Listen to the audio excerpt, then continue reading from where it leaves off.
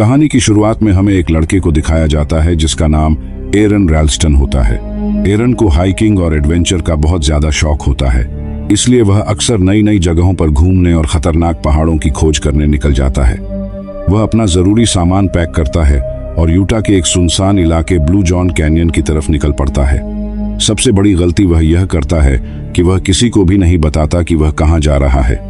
रास्ते में हाइकिंग करते समय उसे दो लड़कियां दिखाई देती हैं जिनका नाम क्रिस्टी और मेगन होता है। दोनों रास्ता भटक चुकी होती हैं। एरन उनकी मदद करने के लिए उनके साथ चल पड़ता है।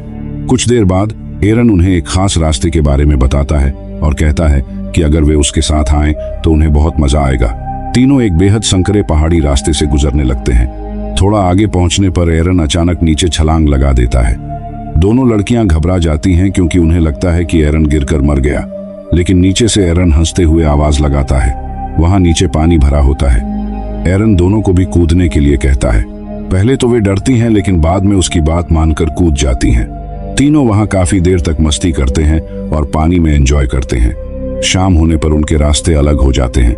जाते जाते एरन पूछता है कि क्या वे दोबारा मिलेंगे।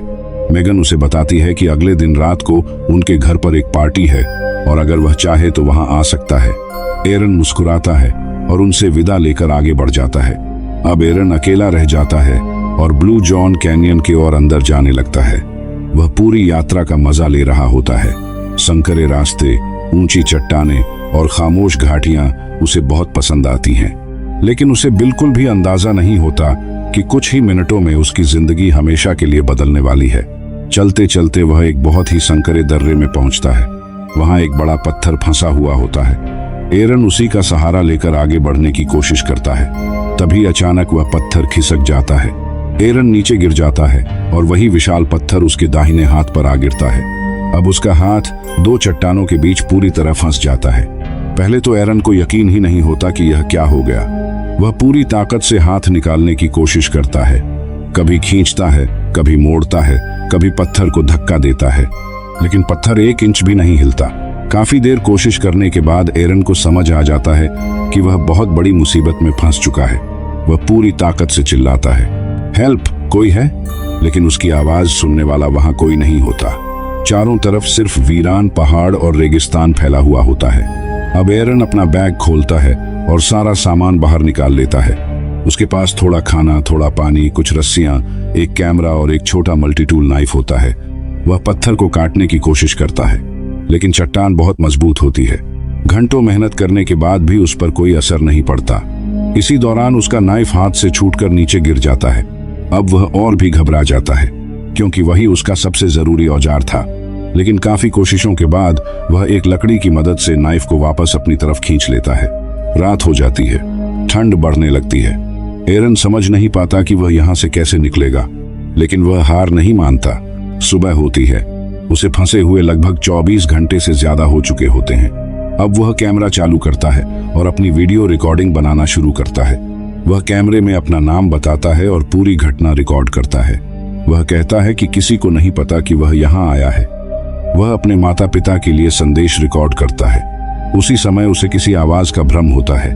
उसे लगता है कि ऊपर कोई है। वह जोर जोर से मदद के लिए चिल्लाने लगता है, लेकिन वहां कोई नहीं होता। कुछ देर बाद उसे पता चलता है कि वह सिर्फ एक जानवर था। अब एरन का पानी धीरे धीरे खत्म होने लगता है। वह हर घूंट को बचाकर पीता है। दिन गुजरते जाते हैं। भूख और प्यास बढ़ती जाती है।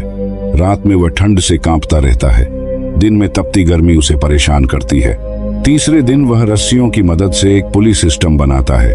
उसे उम्मीद होती है कि शायद वह पत्थर को उठा पाएगा। वह पूरी ताकत लगा देता है, लेकिन पत्थर जरा भी नहीं हिलता। उसकी आखिरी उम्मीद भी टूट जाती है। अब उसके पास लगभग पानी खत्म हो चुका होता है। जीवित रहने के लिए वह अपनी बोतल में पेशाब जमा कर लेता है। बाद में मजबूरी में उसे वही पीना पड़ता है। समय बीतने के साथ उसकी हालत और खराब होने लगती है। वह कमजोर होने लगता है। उसे अजीब अजीब सपने आने लगते हैं। उसे अपने परिवार की याद आने लगती है। उसे याद आता है कि उसकी माँ का फोन आया था, लेकिन उसने उठाया नहीं था। अगर वह फोन उठा लेता और बता देता कि वह कहाँ जा रहा है, तो शायद आज उसकी यह हालत नहीं होती। वह पछताने लगता है। अब कई दिन बीत चुके होते हैं। एरन समझ जाता है कि अगर उसने कोई बड़ा फैसला नहीं लिया तो वह मर जाएगा। इसलिए वह अपना हाथ काटने का फैसला करता है, लेकिन उसका चाकू इतना कुंद हो चुका होता है कि वह त्वचा तक नहीं काट पाता। वह बुरी तरह निराश हो जाता है। अब उसे लगता है कि शायद उसकी मौत यहीं लिखी है। वह चट्टान पर अपना नाम और जन्मतिथि लिख देता है, यहाँ तक कि अपनी संभावित मृत्यु की तारीख भी लिख देता है। उसे लगता है कि अब वह कभी यहाँ से बाहर नहीं निकल पाएगा, लेकिन अगली सुबह कुछ बदल जाता है। उसे एक विजन दिखाई देता है। वह एक छोटे बच्चे को देखता है जो उसके साथ खेल रहा होता है। उसे ऐसा महसूस होता है कि यह उसका भविष्य है। यही पल उसकी जिंदगी बदल देता है। उसके अंदर फिर से जीने की इच्छा जाग जाती है।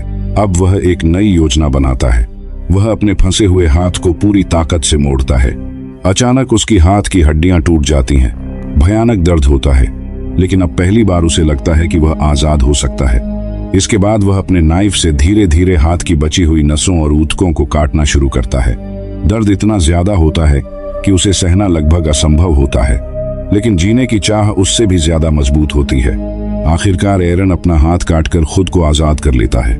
127 घंटे बाद वह आखिरकार उस पत्थर की कैद से निकल जाता है। बाहर निकलते ही वह तेजी से आगे बढ़ता है। रास्ते में उसे बारिश का जमा हुआ पानी मिलता है। वह जी भरकर पानी पीता है। फिर वह आगे बढ़ता रहता है, लेकिन अभी भी उसकी परीक्षा खत्म नहीं हुई होती। उसे घायल हालत में कई किलोमीटर तक चलना पड़ता है। रास्ते में उसे एक परिवार दिखाई देता है जो हाइकिंग के लिए आया होता है। एरन उन्हें आवाज देता है।